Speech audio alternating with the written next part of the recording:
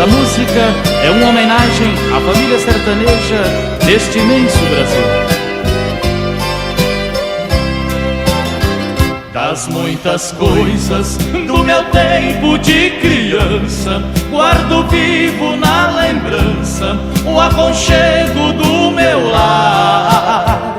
No fim da tarde, quando tudo se aquietava, a família se ajuntava no alpendre a conversar. Meus pais não tinham nem escola e nem dinheiro. Todo dia, o ano inteiro, trabalhava sem parar. Faltava tudo, mas a gente nem ligava. O importante não faltava, seu sorriso e seu olhar.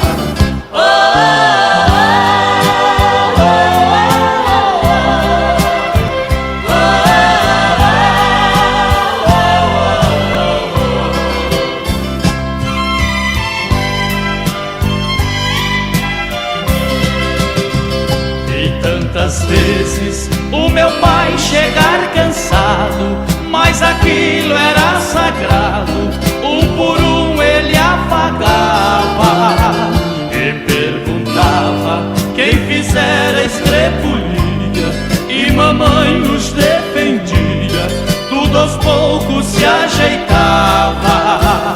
O sol se punha e a viola alguém trazia, todo mundo então pedia pro papai cantar com a gente. Desafinado, meio rouco e voz cansada, ele cantava mil toadas, seu olhar no sol poente.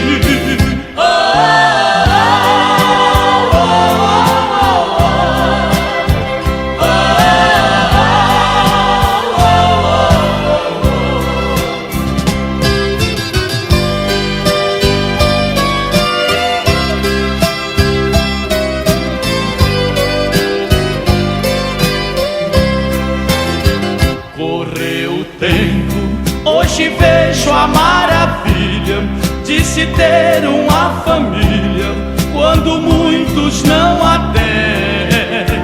Hoje se fala do desquite, do divórcio, o amor virou consórcio, compromisso de ninguém.